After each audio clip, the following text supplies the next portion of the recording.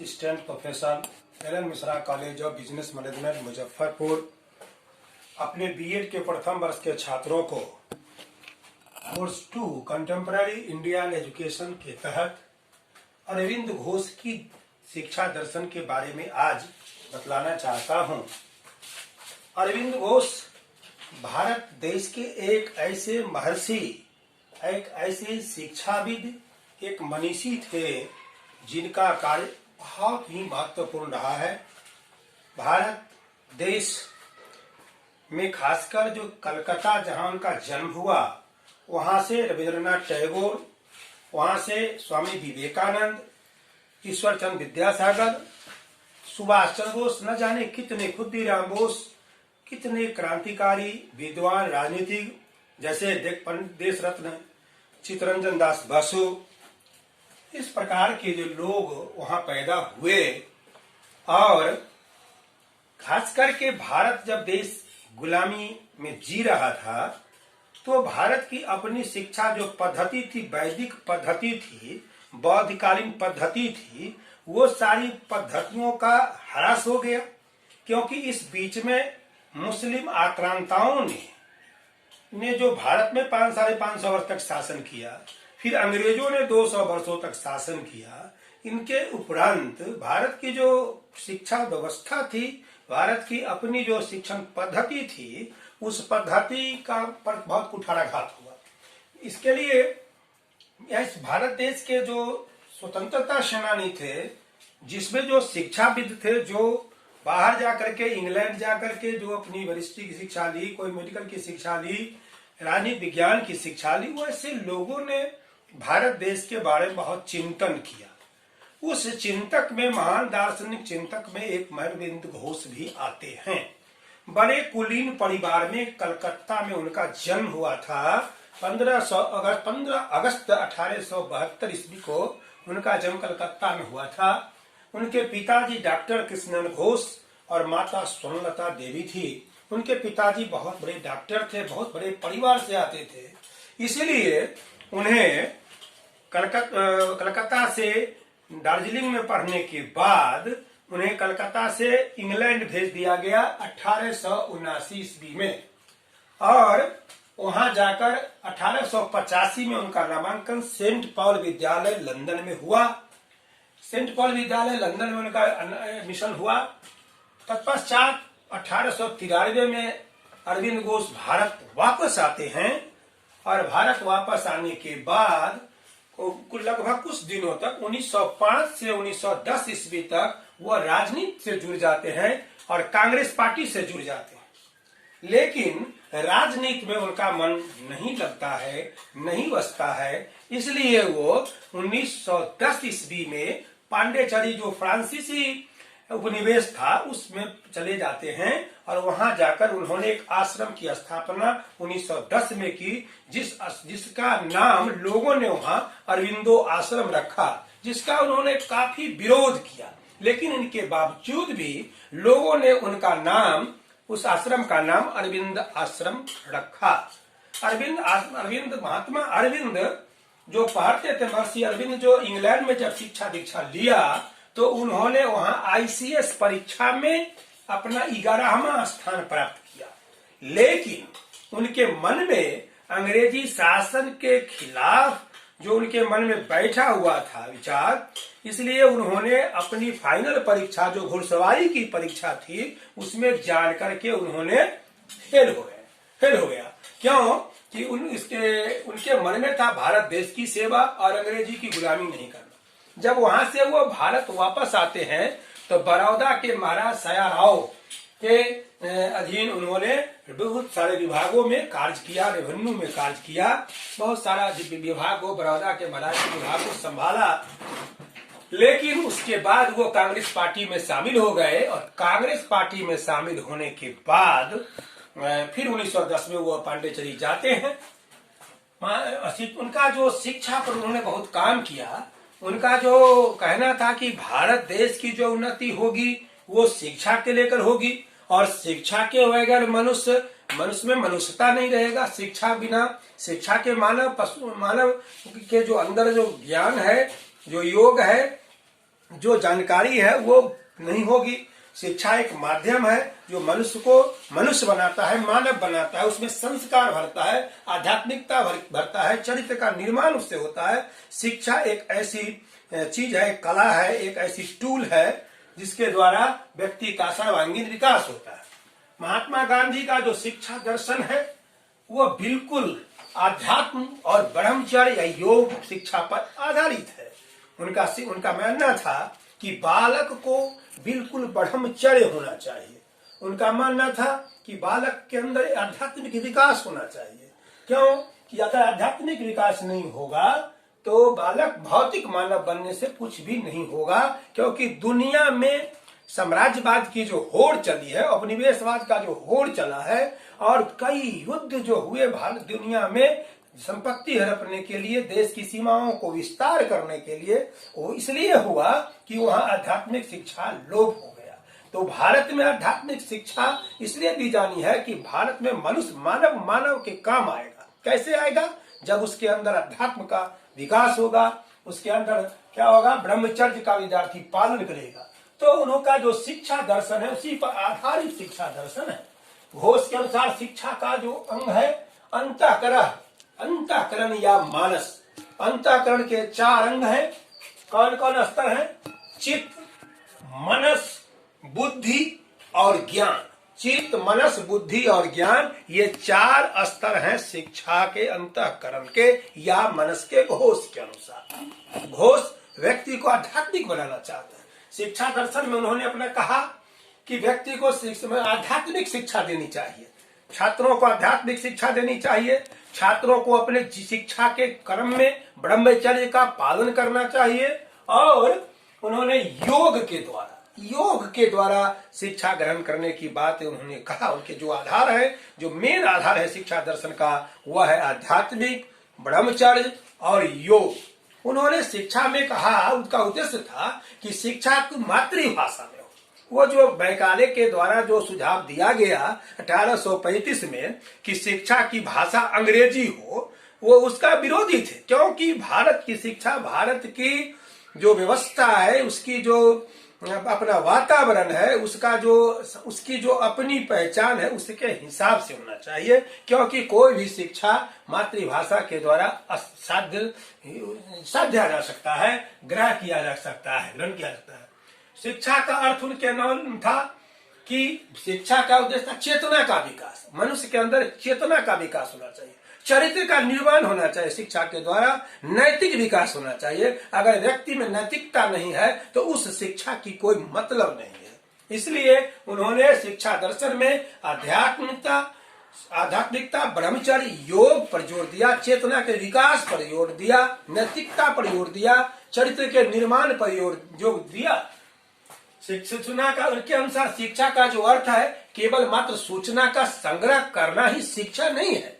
शिक्षा एक व्यापक चीज है, व्यापक उसका दृष्टिकोण है। शिक्षा के द्वारा समग्र विकास, सर्वांग विकास की बात उन्होंने कहा, समन्वित शिक्षा की बात उन्होंने की, सर्वांग विकास की बात की, समूचे देश की शिक्षा की बात की उन्होंने। और उन्होंने कहा कि केवल इन्फॉर्मेशन जानने से, फिजिक्स पढ़ने लेने से, कुछ पढ़ लेने से शिक्षा नहीं होती है। शिक्षा क्या, व्यापक रूप से शिक्षा को जानना होगा। उन्होंने शिक्षा के कुछ कार्य बतलाए, जिसमें पहला कहा कि शिक्षा का जो कार्य है वास्तविक मानव का निर्माण है। देखिए, अगर मानव का निर्माण नहीं होगा तो शिक्षा में कोई उसे फायदा नहीं होगा। व्यक्ति को मानव होना चाहिए। दानव के रूप में तो हमने कई युद्धों को देखा। यूरोप का इतिहास को अगर हम देखें, 18वीं शताब्दी का यूरोप अगर हम देखें, 19वीं शताब्दी का यूरोप देखें, तो लगेगा कि केवल युद्ध ही युद्ध है। किस मतलब के लिए युद्ध हो रहे हैं, किस मतलब के लिए सीमाएं बढ़ाई जा रही, भौगोलिक सीमा बढ़ाई जा रही है, राजनीतिक पिपासा के लिए, अपनी शक्ति अहंकारता के लिए व्यक्ति कहां से कहां विनाश की ओर पहुंच रहा है। और इसीलिए उन्होंने कहा कि नहीं, शिक्षा का प्रथम कार्य है मानव का निर्माण होना, मनुष्य का निर्माण होना, न कि केवल यांत्रिक मानव होना, आध्यात्मिक मानव होना, भौतिक मानव केवल नहीं। दूसरा उन्होंने कहा कि मानव मस्तिष्क तथा आत्मा की शक्ति का विकास करना। कहा कि जो मानव का जो मस्तिष्क है, उसका जो आत्मा है, उसका विकास हो। उसके आत्मा का विकास हो। आत्मा और परमात्मा एक ही है। आत्मा और परमात्मा में मिलन होता है। आत्मा की जो आवाज आती है वह आवाज सच्ची आवाज आती है। उसके लिए इसलिए उन्होंने कहा कि मस्तिष्क का विकास हो और आत्मा का विकास हो। तीसरा कहा उन्होंने, व्यक्ति को भूत, वर्तमान तथा भविष्य में स्पष्ट सततता को कायम करने के योग बनाना चाहिए। व्यक्ति को भूत से भी शिक्षा लेनी चाहिए। हम इतिहास के द्वारा अपनी पूर्व की गलतियों को, अपनी पूर्व के सुधारों को, पूर्व की बातों को जानते हैं और वर्तमान में जीते हैं और आगे भविष्य की जो हमारी योजना है, उस योजना को सततता, कंटिन्यूअसली उसका अध्ययन करते हैं, उसको स्पष्ट रूप से उसको हम रखते हैं और स्पष्टता के साथ सत्ता कायम करने के योग बनाते हैं। भूत, वर्तमान और भविष्य के बीच एक हम संतुलन बनाते हैं, तो उसको देख के हम एक ऐसी योजना का निर्माण करते हैं। चौथा कहता है, व्यक्ति को जीवन से उपयुक्त संबंध कायम करने योग्य बनाना। व्यक्ति शिक्षा कैसी हो? शिक्षा मनुष्य के आवश्यकताओं की पूर्ति करता है। तो मनुष्य को, व्यक्ति को जीवन से समझ, जीवन से क्या क्या जरूरी है। हमारे जीवन में रोटी है, कपड़ा और मकान है, सांस्कृतिक व्यवस्था है, सामाजिक सहयोग है, राष्ट्र के विकास की बात है। तो हम अपने जीवन को कैसा बनाते हैं? तो जीवन को हम वैसा बनाते हैं जो हमारे व्यक्तिगत जीवन के संबंध को शिक्षा क्या करता है?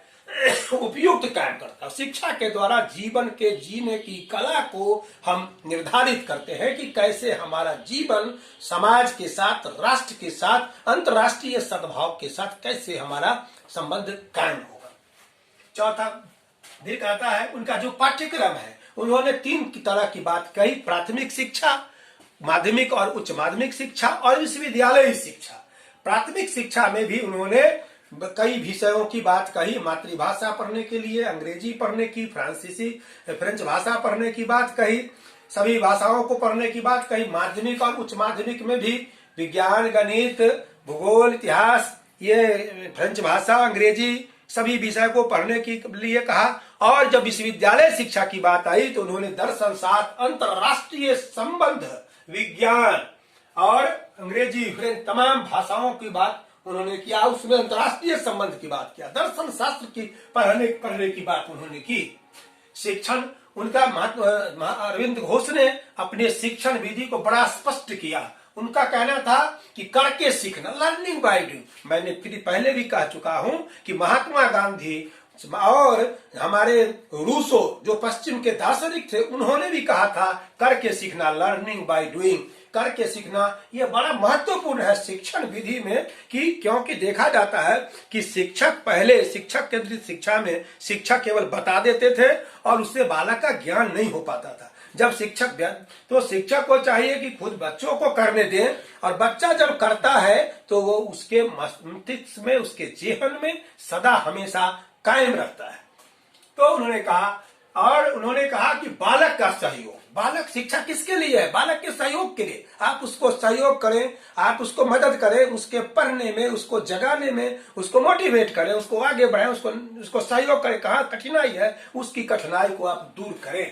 कहता है कि बालक की स्वतंत्रता, प्रेम और सहानुभूति का अर्थ, बालक की स्वतंत्र होना चाहिए कि बालक क्या उसकी रुचि है, क्या करना चाहता है, कब पढ़ना चाहता है, कब लिखना चाहता है, कब खेलना चाहता है। उसके मनोवैज्ञानिक जो उसका स्वभाव है, मनोवैज्ञानिकता को परखना चाहिए मनोविज्ञान के द्वारा कि बच्चा चाहता क्या है। इसके बाद कहता है कि प्रेम और सहानुभूति, उसके साथ सहानुभूति रखिए, उसके साथ प्रेम अपनाइए। बस के बच्चों के साथ प्रेम का भाव हो, उसके साथ सहानुभूति प्रदर्शन करें। बालक के निजी प्रयास या निजी अनुभव पर, अगर बालक कोई प्रयास खुद से कर रहा है, मतलब वर्ग के अलावे, औपचारिक शिक्षा के अलावे, वर्ग के अलावे उसके कुछ अपने स्किल है, अपना कुछ कौशल है, उस स्किल से अगर वो कुछ करना चाहता है तो उस बच्चे को करने देना चाहिए और उसमें प्रोत्साहन देना शिक्षा का धर्म है। कहता है बालक के निजी, फिर कहता है कि विषयों की प्रकृति के अनुसार बालक की शक्तियों का प्रयोग, विषयों की प्रकृति के अनुसार बालक के शक्ति का प्रयोग, क्या विषय है, उसकी क्या प्रकृति है, उसके अनुसार आपको मदद करना है, उसमें मदद करना है। शिक्षक का स्थान, उन्होंने कहा कि शिक्षक अपने को स्वामी नहीं समझे। अरविंद घोष ने कहा कि बालक क्या जो बालक को केंद्रित शिक्षा होनी चाहिए और शिक्षक को कभी भी अपने को अहंकारी नहीं होना चाहिए, स्वामी नहीं समझना चाहिए, बल्कि उसको पथ प्रदर्शक की भूमिका होनी चाहिए, उसको सहानुभूति देना चाहिए, उसको मार्गदर्शक की भूमिका में आनी चाहिए। शिक्षक उसका स्वाभाविक मित्र की तरह कार्य करे, स्वाभाविक मित्र की तरह कार्य करे। और बालक का उसका विकास, बालक का जो स्थान है शिक्षा में, उनका कहना है कि बालक उसका जो विकास है उसकी प्रकृति, अभिरुचि, स्वभाव तथा धर्म के अनुसार करना चाहिए। बालक को समझना चाहिए कि उसकी अभिरुचि क्या है, इंटरेस्ट क्या है, उसका किस चीज में इंटरेस्ट है, उसके हिसाब से, उसके रुचि के हिसाब से, उसके धर्म के हिसाब से, उसकी प्रकृति क्या है, कैसा है, स्वभाव क्या है। वो प्रकृति का मतलब होता है उसकी स्वास्थ्य कैसा है, किसका, उसका क्या नेचर क्या है, क्या चाहता है, उसके हिसाब से हमें व्यवस्थित शिक्षा था उसके मदद करनी उसकी चाहिए। उन्होंने समन्वित शिक्षा पर बहुत जोर दिया, इंटीग्रल एजुकेशन। उन्होंने उसके उस व्यक्तिगत के 3 आयाम का संग्रहपूर्ण विकास, व्यक्तिगत के कहा कि शरीर, मस्तिष्क और आत्मा, ये तीनों का जो समन्वय होना चाहिए, शरीर, मस्तिष्क और आत्मा। महात्मा गांधी ने भी अपनी शिक्षा की परिभाषा में बताया था कि शिक्षा से मेरा अभिप्राय है बालक के मस्तिष्क, आत्मा, बालक के शरीर, मस्तिष्क, आत्मा में पाए जाने वाले सर्वोत्तम गुणों का सर्वांगीण विकास। वह बात यहाँ भी मिलता है। यहाँ भी वो कहते हैं कि व्यक्तिगत के तीनों आयाम का सामंजस्यपूर्ण विकास। तो शरीर, मस्तिष्क और आत्मा कहता है। दूसरा कहते हैं मानवता एक है, ऑल ह्यूमैनिटी इज इक्वल, मानवता एक है, one, all humanity is one, मानवता एक है, मानवता सभी के लिए एक ही व्यवस्था है, मानव एक है, सबकी दुख, सबकी संवेदना, सबकी पीड़ा, सबकी व्यवस्था एक तरह की है। कहता है समन्वित शिक्षा के स्तर, पहला शारीरिक शिक्षा, शारीरिक शिक्षा, शरीर अगर हेल्दी, कहता है कि साउंड माइंड साउंड बॉडी। कहता है अरस्तु ने भी कहा कि स्वस्थ शरीर में स्वस्थ मन का स्वस्थ मन का निवास होता है, इसलिए शारीरिक शिक्षा उसको मिलनी चाहिए जिससे वह स्वस्थ रहे। दूसरा कहता है जीवन सक्षम स्तर की, जीवन कैसे सक्षम होगा उसकी शिक्षा, उसकी चिंता करनी चाहिए, उसकी पढ़ाई उसकी होनी चाहिए। तीसरा कहता है शिक्षा का आध्यात्मिक स्तर, शिक्षा में आध्यात्म जरूर हो रहा है। आज आध्यात्म शिक्षा में समाप्त हो गया, जिसके कारण आप देखते हैं देश में विभिन्न तरह की समस्याएं सुरसा की तरफ मुंह वाए हुए हैं। आज नक्सलवाद, आतंकवाद, गैंगरेप, तमाम तरह की जो बातें हो रही हैं वो किस लिए हो रही है? इसलिए हो रही है कि ऐसी शिक्षा में आध्यात्मिक शिक्षा को लोप कर दिया गया, धार्मिक शिक्षा को हटा दिया गया। क्यों? कि भारत सेकुलर स्टेट है, इसके अलग संविधान है, इसके अलग कानून है, इसलिए जितना उसको अलग किया गया उतना ही इस देश में आप करप्शन आप देखते हैं आया। कहता है शिक्षा का मानसिक स्तर, उसका मानसिक स्तर क्या? बच्चे का मानसिक स्तर देखना होगा। हर व्यक्ति अपेक्षा करता है, अपने बच्चे से अपेक्षा करता है मेरा बच्चा IAS हो, मेरा बच्चा IITN हो, मेरा बच्चा रामानुजम हो, मेरा बच्चा SC वर्मा हो, मेरा बच्चा गलीलियो हो, मेरा बच्चा आर्किमिडीज हो, आइंस्टीन हो।